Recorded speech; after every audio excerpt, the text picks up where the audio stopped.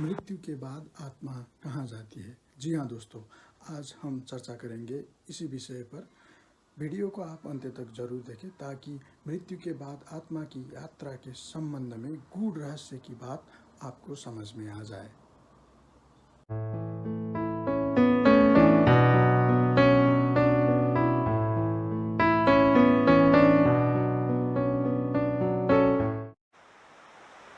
वेद शास्त्र, कतिपय धर्म ग्रंथ, पुराणों इत्यादि के अनुसार आत्मा शाश्वत होता है, अनादि होता है, अनंत होता है। अनादि मतलब इसका कोई आदि नहीं है, कोई शुरुआत नहीं है, ये सदा से है। और ये अनंत है, इसका कोई अंत नहीं है, ये सदा रहता है। इसलिए आत्मा को शाश्वत माना गया है। जबकि शरीर मरण धर्म है, मृत्यु अवश्यम भावी है। शरीर का एक दिन शुरुआत होता है माँ के गर्भ में, और एक दिन इसका अंत्य होता है मृत्यु के समय पे। शरीर मरने पर भी आत्मा की मृत्यु नहीं होती है, क्योंकि आत्मा अमृत और अमर है। शरीर त्यागने के पश्चात आत्मा अपने कर्मों के अनुसार किसी दूसरे शरीर में चला जाता है। तो आत्मा मृत्यु के बाद जाती कहाँ है, कैसे जाती है, इसका आत्मा की जो यात्रा है वो कैसा होता है, इन सारी बातों को मैं आज इस वीडियो में बताऊंगा। आप वीडियो को पूरी तरह से ज़रूर देखें। मृत्यु के बाद आत्मा की यात्रा सबके लिए एक जैसी नहीं होती है। ये सबके लिए अलग अलग होता है। जिसका जैसा कर्म होता है उसका वैसा ही गति होता है मरने के बाद। तो जब मृत्यु के समय नज़दीक आती है तब आत्मा को ये शरीर छोड़ना पड़ता है। शरीर ही नहीं, शरीर से संबद्ध जितने भी नाते, इष्ट मित्र, संबंधी और जो जितने भी भौतिक सामग्रियाँ है जिसको उसने इकट्ठा करके जिसमें ममता जोड़ रखा है, वो सब उसको छोड़ना पड़ता है।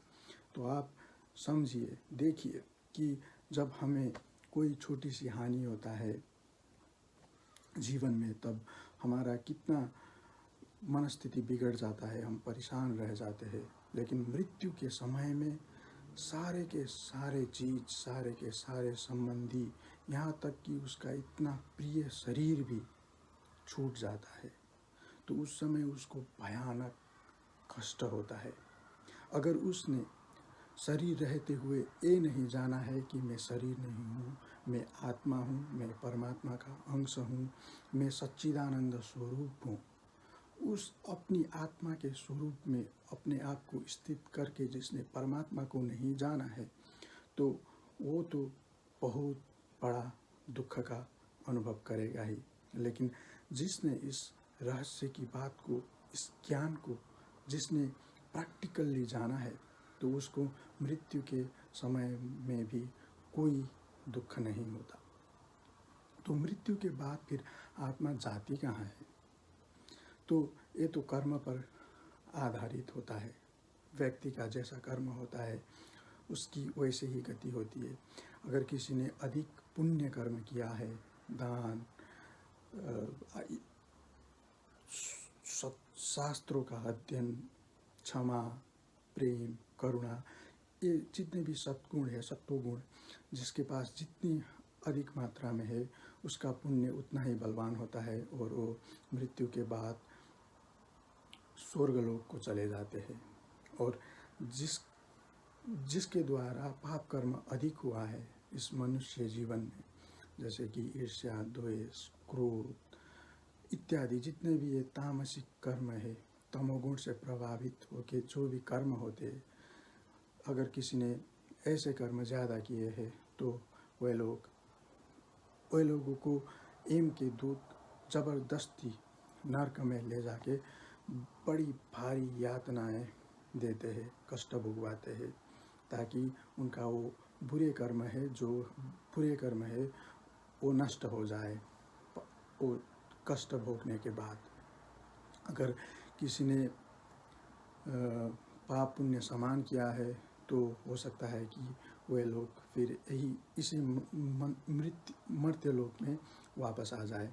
लेकिन आप ये समझिए कि अगर आपने पुण्य कर्म ज़्यादा किए हैं और कोई अगर पुण्य कर्म के प्रभाव से स्वर्ग को जा रहे हैं तब, लेकिन वहाँ हमेशा के लिए वो स्वर्ग नहीं मिलेगा। आपका जितना अधिक पुण्य होगा उतने समय तक के लिए, उतने लंबे कालखंड तक के लिए आपको स्वर्ग का सुख मिलेगा। और जैसे कि आपका वो पुण्य राशि खत्म हो जाएगा वहाँ के सुख भोगने के बाद, तो आपको फिर इसी धराधाम में, इसी मर्त्य लोक में आना पड़ेगा, पटक दिया जाएगा। और आपको ये गारंटी नहीं है कि मनुष्य देह ही मिले। हो सकता है कि कुत्ते, बिल्ली, कीट, पतंग, वृक्ष आदि का योनि 84 लाख प्रकार की योनि है, उनमें से किसी एक योनि में डाल दिया जाए। लेकिन जिसने पाप पुण्य से अलग होकर भगवान को ही अपना माना है, अपने स्वरूप आत्मा को जान के परमात्मा के साथ जो हमारा संबंध है, उस संबंध को अनुभव करने के हेतु प्रैक्टिकली उस संबंध को अनुभव करके अपना आत्मा का स्वरूप जिसने जानने के लिए प्रयत्न किया है, वो तो स्वर्ग लोक इत्यादि लोग से कोई ममता नहीं रखते। लेकिन अगर उनका वो साधना पूरा नहीं हुआ है तो हो सकता है कि किसी को भगवान स्वर्ग में भेज दे, छोटी सी समय के लिए अथवा लंबे समय के लिए। हो सकता है किसी को यहीं पे मृत्यु लोक में ही किसी श्रीमान पुरुष के घर में, किसी भक्त साधक के घर में जन्म मिले ताकि वो और आगे बढ़ जाए।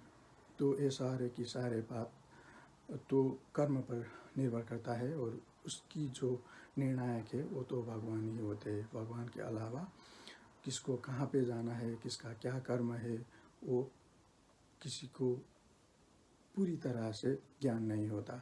हमें खुद अपना कर्म, कल हमने इस टाइम क्या काम किया था, क्या सोचा था, वो हमको पता नहीं है। वो तो सर्वज्ञ सर्वांतर्यामी भगवान सबके हृदय में रहकर सारे जीवों की हर एक क्षण की कर्म को नोट करते हैं और बाद में उसको फल देते हैं। तो दोस्तों, वीडियो अंत तक देखने के लिए आपको धन्यवाद। अगर आपको वीडियो पसंद आया है तो चैनल को सब्सक्राइब करें और वीडियो को लाइक करें और बने रहिए ऐसे ही बातें जानने के लिए इस चैनल सनातन धर्म में। तब तक के लिए राधे राधे।